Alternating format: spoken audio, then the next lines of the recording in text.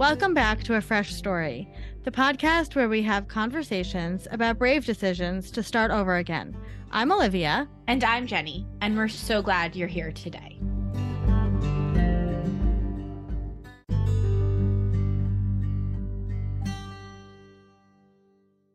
Hello, sister. Hello, how are you? I'm okay. We're recording this quickly on because we want to get this beautiful episode out. It is a sunny day here. We both took walks. I might take another walk. So we talked to Laura McKowen. She is the author of the new book, Push Off From Here, 9 Essential Truths to Get You Through Sobriety and Everything Else. She's also the founder of the Luckiest Club. It was such a beautiful conversation with her. She has such just a steadfast and gorgeous presence, right? Didn't you feel that? The word that comes to mind when I think of her is sage. Like, she is sage. She is wise. She is calm. She has like a very, and I don't mean to be like punny here, but like a sober presence. Like, she is just like completely like sees everything and clear, and just such a beautiful energy.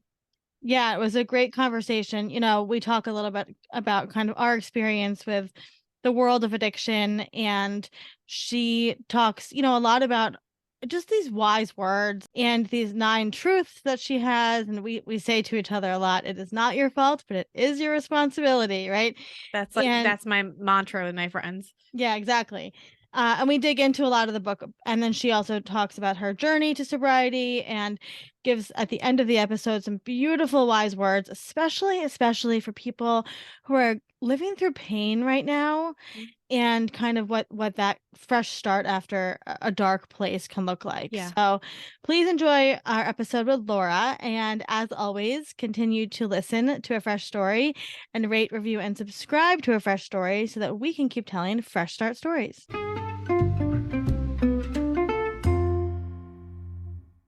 Laura is the best-selling author of We Are The Luckiest, The Surprising Magic of a Sober Life, and founder of the Luckiest Club, an international sobriety support community. Laura has been published in the New York Times, and her work has been featured in The Atlantic, The Wall Street Journal, The Today Show, and more. Her second book, Push Off From Here, 9 Essential Truths to Get You Through Sobriety and Everything Else, was released this March from Penguin Random House. And I got an early copy of the book, and I literally carry it with me.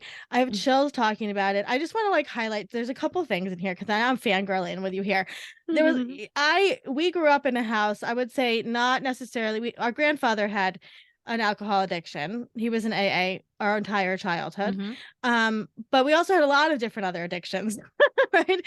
Whether it was addiction to love, food was a huge addiction in our family, codependency. So we grew up, myself, right, in a family of a lot of addictions.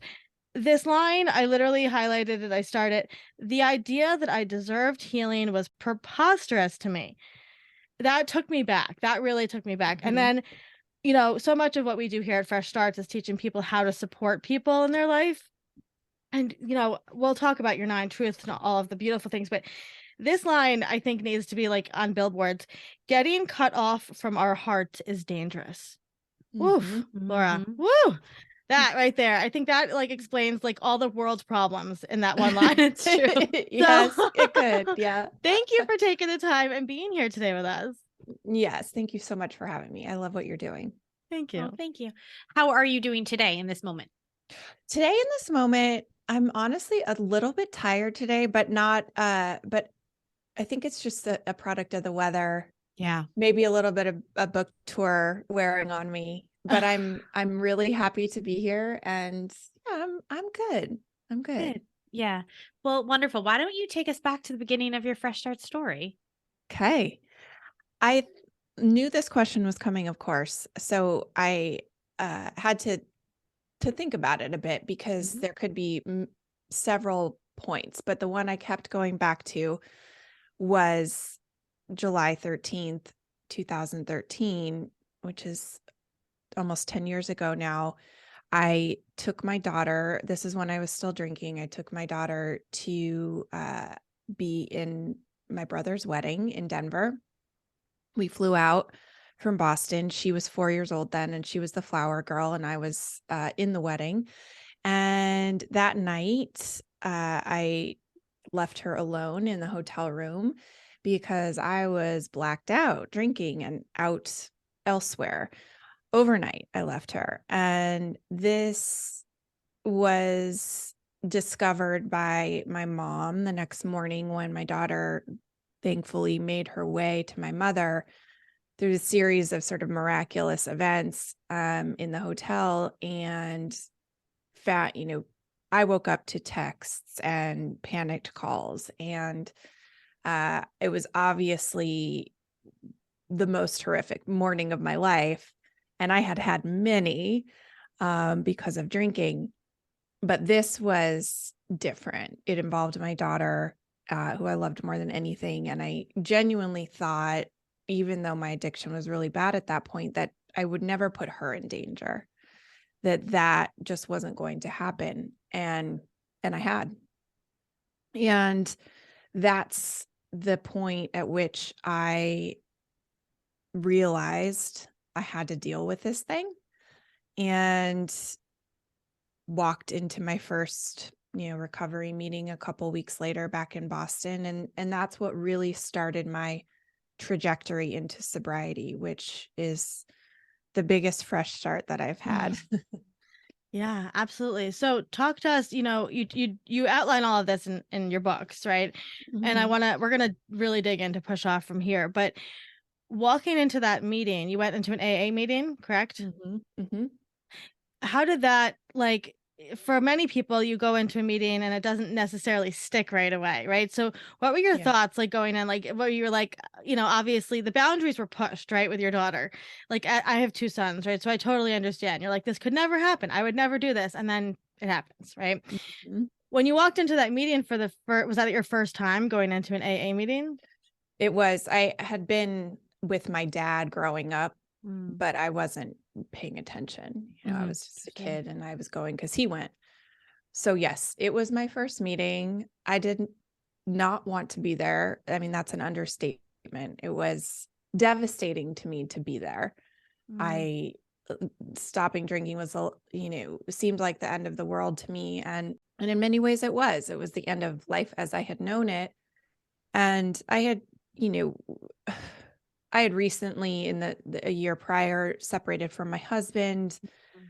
There was a lot going on, and a lot that I believed drinking was holding up for me. I didn't know how to meet other men or go on dates or socialize or do work events. I really didn't know how to live a life without alcohol.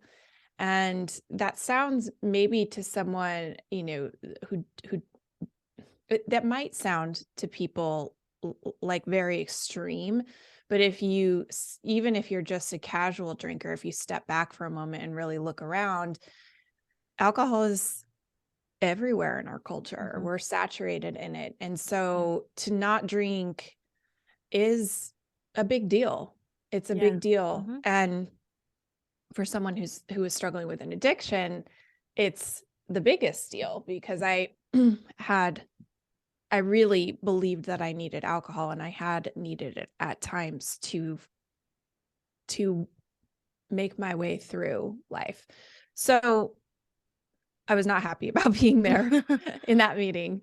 I went because I felt like I had to. I was starting to, even after the tragedy of that morning with my daughter, I was starting to, and that was really the first time I had abstained from alcohol for any period of time after that, aside from being pregnant in my adult life. And it was horrific and hard. But I was jarred enough by that experience that I didn't drink again for, I want to say, a week and a half or something, but I was starting to entertain those thoughts. Right. And I couldn't believe that. I couldn't believe that it was like re-entering my consciousness as a possibility after that. Like, shouldn't that have been enough? And so I went to a meeting because I was like, I've got to do something. I can't go back to that. So I was very unhappy about being there. I didn't like the meeting. I actually hated it. It was small, and everyone was much older than me. It was all women. They were very kind, but like, look, I just didn't want to be there, and I wanted to be doing anything else. And I cried, and I mean, I sobbed, and that sucked. It was the middle of my work day, and it was kind of an out of body experience, to Yeah, be I was honest. gonna say that. I was gonna say I feel like sometimes when you go through those shifts in life, it's like a twilight zone, right? You're Yeah. you're like walking and you know that you're alive as a human, but you don't really know if you exist. Yeah. Did you look at the other people in that group and you were like, well, I'm not one of them? I did, for sure. I didn't see anyone who I would say, oh, I would like to hang out with that person. Mm-hmm. Um, Yeah. like I said, they were a lot older than me, like significantly older than me, Yeah. or at least it seemed that way. And you look for differences in those moments because you're desperately trying to grasp onto, like, can I maintain any part of my life as it exists right now, or am I just entering other planet where I'm going to hate it? And so everything seemed very other. It's interesting. Did you have any moments in your life at that point of stillness or quiet? No, no, I could not Yeah. have that. That was a lot of what alcohol did for me. I know a lot more now than I did then about what was going on, but I was running from myself and from a lot of pain. Yeah. The pain Yeah. of everything that had happened in my marriage. I mean, I had never truly faced much at that point. Yeah. So I was constantly running, literally running. I ran a lot.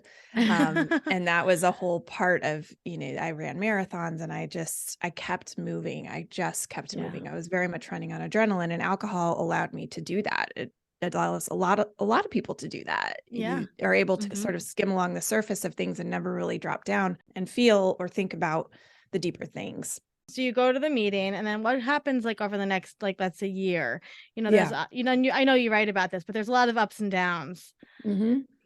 Yeah. So I didn't stay sober after that meeting. He said, a lot of times it doesn't stick, and it doesn't. For most people, you don't enter, the myth of rock bottom is that you hit it and then you're done, and you begin the descent up. And that's rarely ever how it goes. I Yeah. had a lot more terrible nights after that, and a rough year. However, I started to put together sober time, and I never had before. I started to learn how to be sober, how to get through a Friday night sober, how to get through a weekend sober, how to go on a date and stay sober, how to fly around the world for work and stay sober. And sometimes I failed, and sometimes I succeeded in that. But I started to learn how to move through the world as someone who didn't drink at everything. And so that's usually how the process goes, is something more like that. And I didn't know that at the time. I just felt like a failure. So a lot of what happened in that year was me contending with what had happened and what this new life might be like. And honestly, even though it was a hard year, it was also kind of a beautiful year, because I started to see what my sober mind was like. I started to have moments of stillness. I started to sense that what I had wanted really all along, I'd always been a seeker, and I'd always been a deep feeler and a deep thinker, and wanted, deep connections with people. I wanted to be an honest person. I wanted to be someone who was responsible and reliable, and I really wanted to be a writer. And what happened in that time is I started to write and started to put down my experience, and that was the biggest shift, and what would lead to more more shifts down the line. I mean, I have a different career now and everything, but I had this sense for a very long time, maybe my whole life, that I had this like big energy in me, this sort of creative energy, but I never knew exactly where to put it. I had this dream of being a writer, but like I couldn't sit still enough to write. And I also couldn't tell the truth. Yeah. So Yeah. writing was very difficult. There wasn't much I could say that wasn't very flimsy and sort of, I wasn't writing fiction. Right. So writing about my life writing about your life when you aren't telling the truth is near impossible. Yeah. So, but this sobriety forced me up against the wall so much that I kind of let go of my fears about telling the truth and what would happen and what people would think. And I just started doing it. And that's a lot of what happened in that year as I started to write and started to get some feedback on my writing, and people started to read it. And I started feeling like this was possible, that I could move towards this sort of thing that I had wanted so badly. Yeah, and maybe I'm wrong, so correct me if I'm wrong, but I feel like a lot of people with addiction are codependent with other people, right? For And sure. so I too am a writer, and I find it's incredibly hard to write when you're in the throes of codependency, because you feel like other people might be reading into your mind, or might be like so like there and present while you're trying to write. And I remember so many times my therapist saying to me, "Are you writing? Are you writing? No, no, no," right? And it's those, I feel like writing is magic, right? When you can get it out on paper, that's when the shift occurs. Agree. So, I love that you really talk about that. So honestly, of like, that's kind of big part of your journey. So Yeah. where did your first book come from in the timeline of all of that? Yeah. Well, you're right. People who experience addiction also tend to have codependency. That's something that happens a lot. And that fear of what your automatic reaction to almost everything when you're in a codependent state is, how's this going to impact other people? And you're constantly maneuvering around what they want, what they think, what they need, what their reactions are going to be, instead of your own center. Right.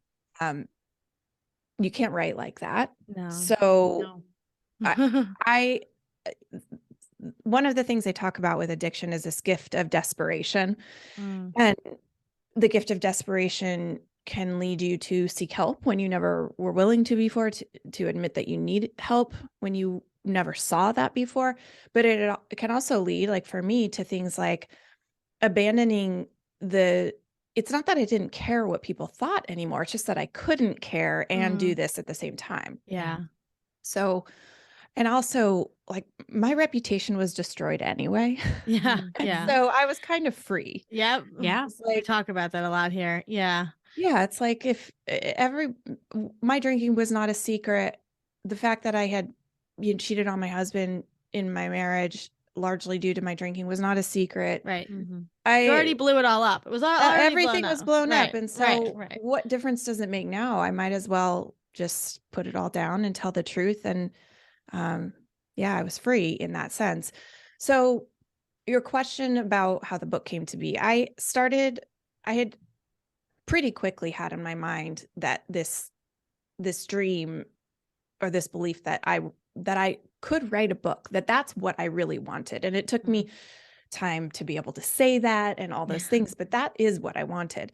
And I started writing on a blog, as many people do. And this was 2013, 14. Yep. So I started writing on a blog, and I would send my new posts out via email to my friends and family. I love that.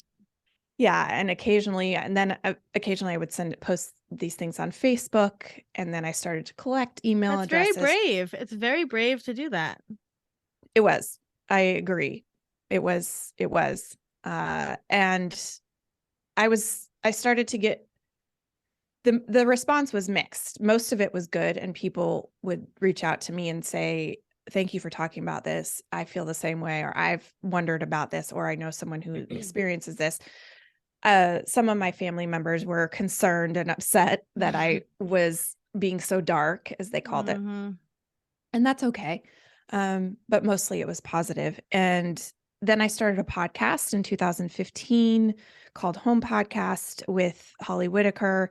And we started having conversations with each other about sobriety that weren't really being had before, not by two women, not by two women who were talking in a non-AA way, publicly. And so that got to be pretty big. And what happened there is we started to talk to a lot of authors and people that, not just sober authors, but other authors too, people that I had admired and like couldn't believe I was sitting in the same proverbial room with. Yeah, we don't know anything about that, We Laura. understand that. And so I started to feel more a part of, like, closer to that world, which had for so long seemed I love that. way out there. Right. And then suddenly I'm sitting and talking to Augustine Burroughs and Glennon Doyle and Sarah Hepola and Rob Bell, and having these conversations with people that I couldn't believe I was sitting with. And so you start to know people and, you start to feel closer to that world. And then I started to work the blog posts that I was writing a lot at that time, a lot. And I started to, when you write, you get feedback, especially when you share it publicly on a blog or something, you get feedback. And so I started to like refine the things, the sort of core things that I wanted to talk about when it came to sobriety and addiction. And that started to shape what a book might look like. And then I came up with my first proposal or concept in 2017. I got an agent in 2018. We sold the book finally in 2019, and it came out in January of 2020. So the book, We Are The Luckiest, is really about my story of addiction, but a lot of it is about sobriety and what that was like. But there is some teaching sort of elements in there a little bit. And those came from the hundreds of conversations that I had on podcasts and with other people. I quit my job in 2016. I had a career in marketing and advertising and quit it in 2016 to start to try to do this. Yeah. There's so many things. So the book came out in January 2020, correct? Yeah. So, and we'll talk about kind of the trajectory after that. What I love about what you did is something that we both, Jenny and I, kind of have in our souls as well, is you walked into a room, right? You walked into AA and you took a look around and you kind of thought, okay, what's happening here and how can I kind of bring this into a place where I would be comfortable, right? And where I could help people in a way that I could teach and I could figure this out. And so you and I love that you had these conversations. You kept going to AA, right? And you took all this data and you put it together and you developed your own method. Yeah, right? kind of. Yeah, you did, right? And so and so I think it's so beautiful, right? You took this like deep heartbreak of your life, of kind of like your soul cracking open, and you said, well, it's so much more than me, right? And I'm going to now help all these people. So book comes out January 2020. Not 3 months later, right? Pandemic hits and you write about this. You're sitting in your house, right? And what happens then? Yes. So I get this email in March of 2020, and all my, I had been traveling around for book events and everything shut down, of course, and all my events were canceled.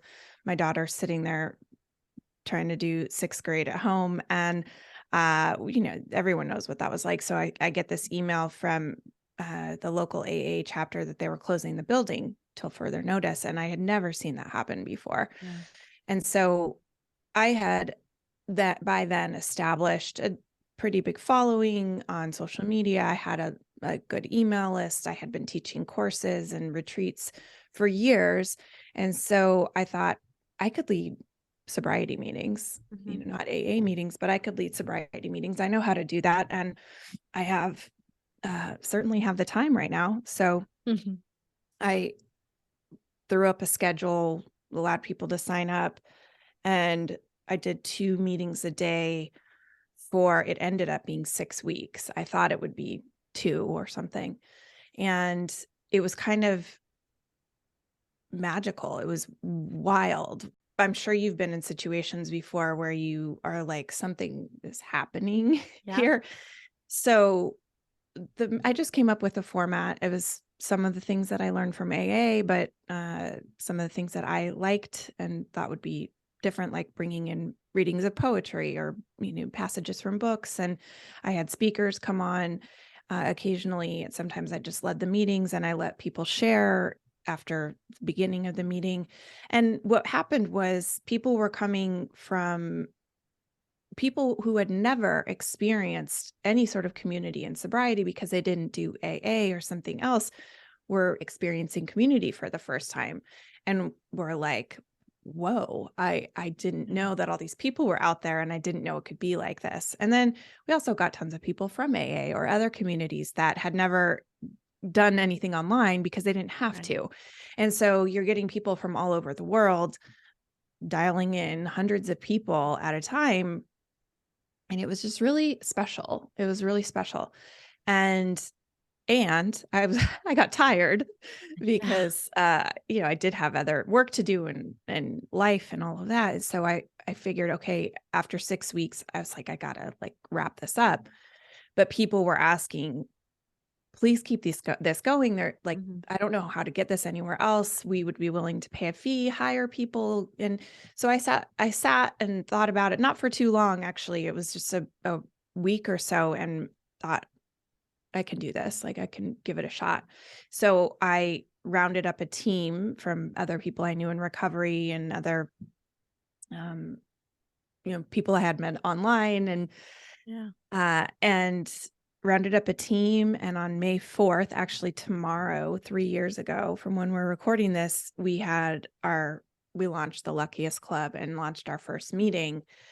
And it was so wild. I had Eric Johnson, who is now the CEO of the Luckiest Club, led the first meeting. And I just remember sitting there. It was at 7 p.m. Eastern. I remember sitting there and there was hundreds of people on this Zoom call and just having this, again, like an out of body experience, but a good one. Yeah. We're going, how did this come together? Right. Because it literally came together in a matter of 10 days. So that happened. Yeah. And it's still going and it's growing and it's become one of the most amazing things I've ever been part of. And we host 45 meetings a week now. I think we started with 10 and we had this really chintzy sort of message board type and now we have this beautiful app, and we have 50 subgroups based on geography and interest. We have BIPOC meetings and queer focused meetings and men's and women's and 50 plus meetings. And it just is evolved into this really incredible thing. From you. Yes. And a lot of other people. I mean, I had the idea and I made it happen. And I mean, you know how this is. I can see how everything leading up to that was building towards that, and how so many things had to come together. Yeah. And a pandemic hit, who knew? And I never, ever thought I would want to be part of a company again. I was very much happy to have left that world. I never planned on founding something, but I did. Yeah. Yes, I said yes to doing it. And I said yes to the following these breadcrumbs as they came. And yes, so I did do that. And I'm very proud of it. It's become a place where I would have wanted to go. Yes. 10 years ago.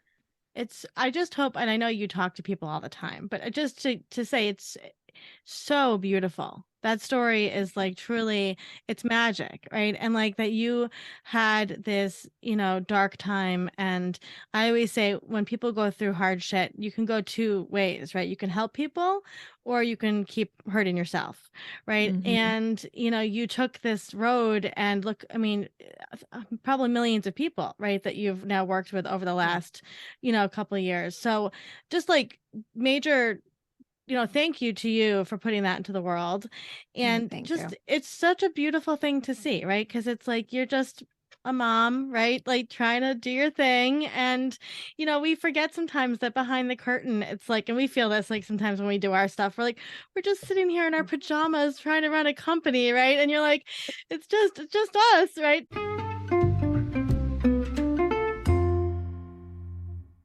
I want to talk about push off from here.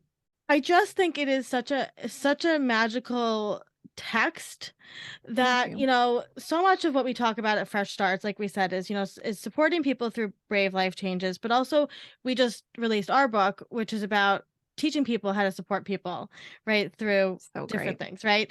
And Yes. I want to just talk. I know there's the nine kind of like tenets that you have here, right? Which Mm-hmm. we're going to obviously link to all this, and I highly, highly, highly recommend reading this book over and over. It is so beautiful. One of the things that really blew me away is that you weave history through this. Mm-hmm. Right. So it's not just your personal history, but it's the history of alcohol, the history of the sobriety, movement and all of that, Mm-hmm. which I think is so brilliant because I did not know any of that. Yeah. But I want to specifically talk about a couple of these of your tenets. So I have a note here and it says love as grace. Ooh, ooh, Mm-hmm. that gives me chills, right? Because that, you know, I think especially the millennials and we're moving forward, religion is changing, right? The concept of Yeah. religion is changing. Yeah. I'm raising my sons to be, they can believe whatever they want, but we are a spiritual family, right? We believe in kindness. Every day when I send them on the bus, it's, lead with kindness, right? That's our whole Yeah. thing. Love that. Where did this concept of love as grace, both for yourself and for others, how did you develop that? Yeah. I mean, I certainly didn't come up with that on my own. Grace is not by any means a new concept, but what I wanted to convey is that love looks like different things. Love certainly isn't just romantic love, and Right. love isn't just the feeling that you get between two people. Love is something that we practice. Love shows up as, the way I look at it in the book, is forgiveness, grace, and acceptance. So, Yes. and those are active things. Grace is something that can happen to you, but it's also something that you can offer others. And what I found in the process of healing and recovery, and not just from addiction, but any time we are struggling, the kind of love we need comes through grace, forgiveness, and acceptance. And so I talk about love in those three things, because otherwise love is this sort of Murky. esoteric concept that we Yeah. all have ideas about it, but what does it actually mean and how does it look? Yeah, what I love too, and this kind of goes back to what you were saying, with your meetings, with the advent of the internet, right? Mm-hmm. We now have people that we can fall in love with, and I use that term broadly, as friends, as lovers that you may never have met before. Totally. Right. I have so many internet friends I love dearly. I love them. Right. Mm-hmm. And so this concept that like love is grace, is love is this like holding a place for somebody, right? Yeah. And giving that Yeah. acceptance and forgiveness, like you said. And it doesn't have to be physical, right? It doesn't have to be this big woo-woo thing, but it's just these little moments of holding that space and um that repair, right? Being there for the repair, which is all about grace. So I Mm-hmm. love that. And I definitely think, when people read this, whatever they are going through, they're going to find something from this book, which I think is really huge. Yeah, I hope so. It's definitely the stories are specific to alcohol addiction, but the ideas are universal. They're just about struggling. Which brings me to the one I want to cover before we move on, which is your last one, which is we will never stop reminding you of these things. Oof. Mm-hmm. Right. That just brings it all back, right? That's like, that's support. Right. Yeah. And that's And love. that we get to practice. It's just always the practice. When I walked into that first meeting in July of 2013, it would have been really cool if that was the only, if it just stuck that one time, but it almost never works like that.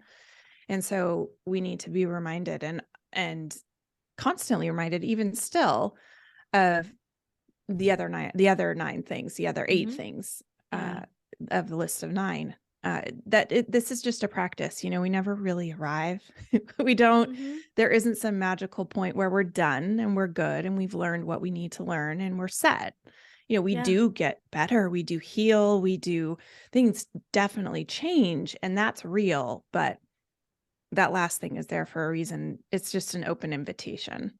I love that. And you provide that space for so many people, which is Thank you. awesome. So what's coming up for you in this next year, Laura? Yeah. Well, I'm doing a few more events. So traveling a little bit more. I'm going to New York and DC and then Toronto at the end of the summer for book events to talk about Push Off From Here. And I'm starting book 3. Yay.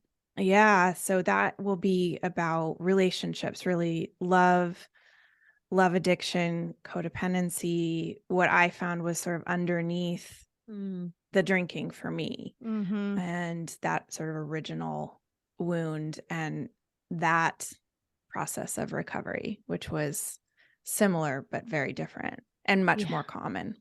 Yeah. Yeah. Yeah. We'll have to have you come back on to talk about that for sure.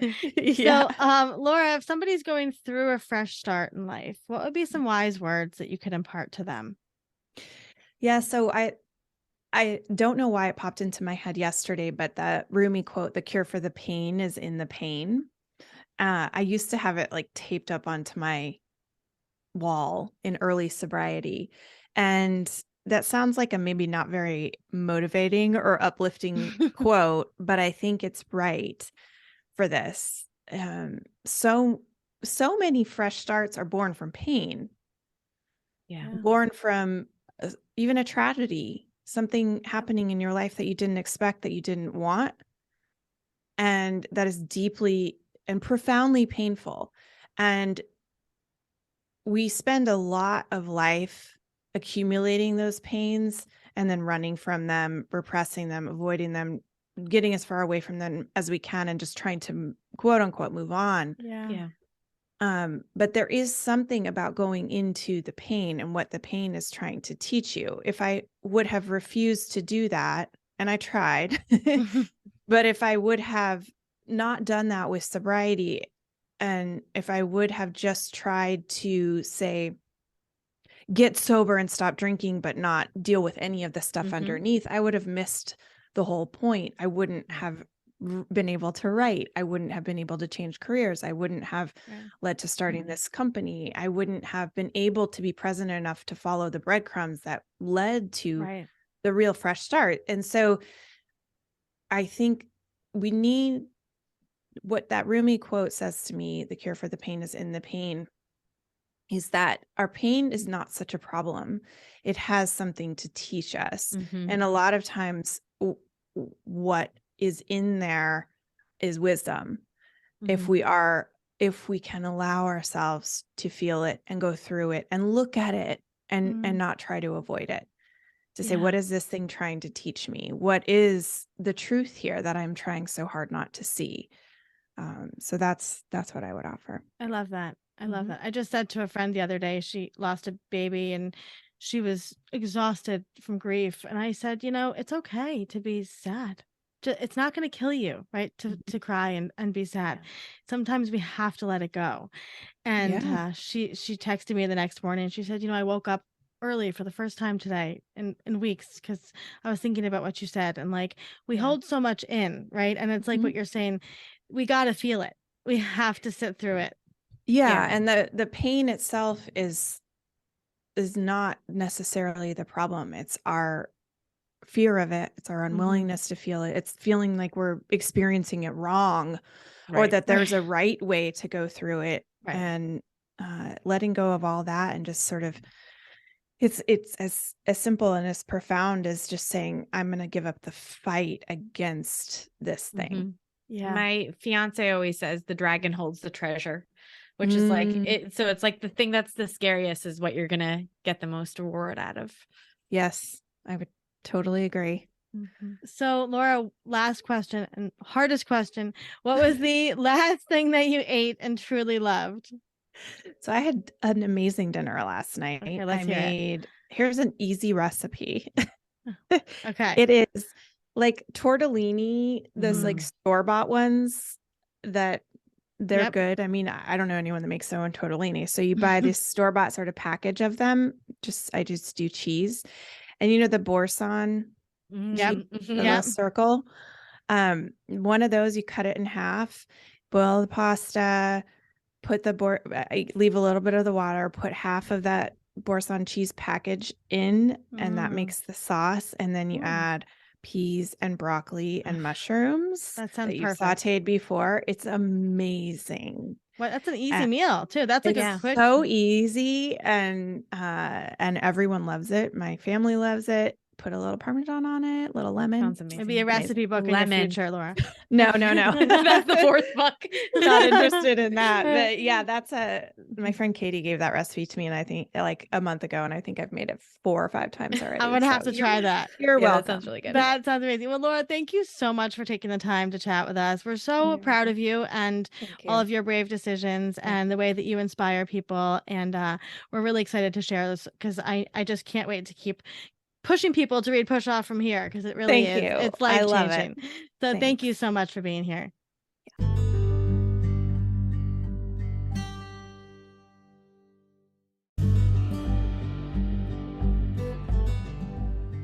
Thank you for listening to today's story. We're always here and we're proud of you. Until next time, brave one.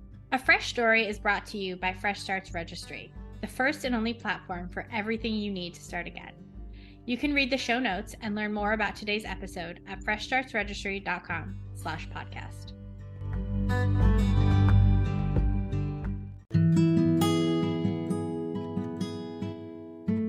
As always, we want to remind our listeners that while we strive to provide accurate and helpful information, we are not medical doctors or mental health professionals. We want to remind you all that the information shared in this podcast is not a substitute for professional advice. We highly recommend consulting a qualified healthcare or mental health professional for any concerns or questions you may have. Remember, we are a podcast, but we are not licensed medical professionals. Always consult with your healthcare provider for any medical decisions. And as a gentle reminder, all opinions are our guests and do not necessarily reflect our own.